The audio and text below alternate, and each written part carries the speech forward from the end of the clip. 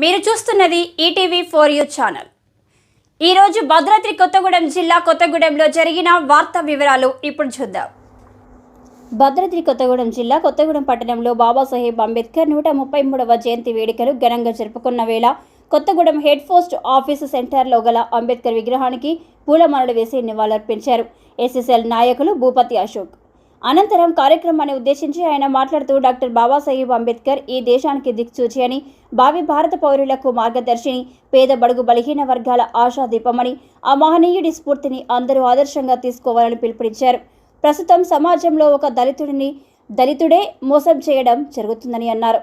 అంబేద్కర్ పథకాల ద్వారా లబ్ధి పొందుతున్న కొందరు అసలైన లబ్ధిదారునికి చెందాల్సిన దళిత పథకాలలో సగం బాటా దోచుకునే వాడొకడైతే అంబేద్కర్ వారసులమని చెప్పి తమ సొంత స్వార్థాలకు ఆయన పేరును ఉపయోగించుకునే మరికొంతమంది స్వార్థపరులు మన మధ్యలోనే ఉండడం విచారకరమని ఆవేదన వ్యక్తం చేశారు.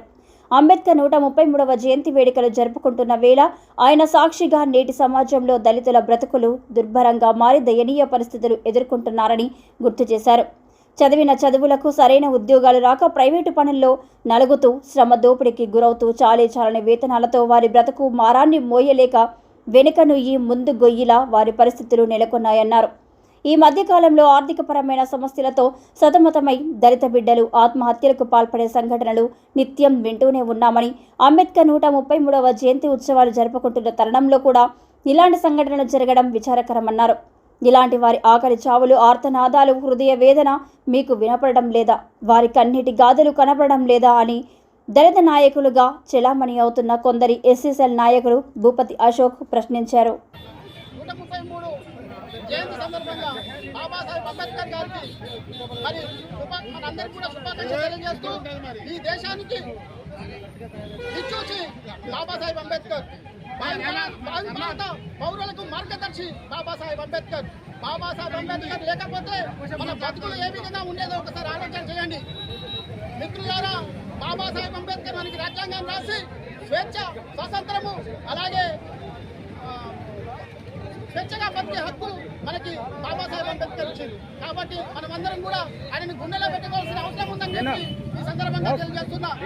ఈ భారత రాజ్యాంగంలో కూడా కొంతమంది ఈ రాజ్యాంగాన్ని అడ్డు పెట్టుకొని అనేక స్వార్థపూర్తమైన పనులు చేస్తున్నారు. బాబాసాహెబ్ అంబేద్కర్ ఆశయాలు సాధిస్తామని చెప్తారు కానీ ఏ ఒక్కడు కూడా ఆచరణలో పెట్టట్లేదు. దయచేసి బాబాసాహెబ్ అంబేద్కర్ గుండెల్లో పెట్టుకోవాల్సిన అవసరం ఉంది. ఆయన రాసిన రాజ్యాంగాన్ని గౌరవించాల్సిన అవసరం ఉంది. ప్రతి ఒక్కరు కూడా రాజ్యాంగాన్ని పట్ల గౌరవము, బాధ్యత ఉండి పనిచేయాలని చెప్పి సందర్భంగా తెలియజేసుకుంటూ మీ మాలమాడాడు భూపతి అశోక్. ధన్యవాదాలు. 2 తెలుగు రాష్ట్రాల్లో జరుగుతున్న మరిన్ని న్యూస్ అప్డేట్స్తో పాటు ప్రత్యేక వార్తా కథనాల కోసం చూస్తూనే ఉండండి మీ ETV 4U channel. ETV 4U ఛానల్ని సబ్స్క్రైబ్ చేయండి, లైక్ చేయండి, షేర్ చేయండి, కామెంట్ చేయండి. Thank you.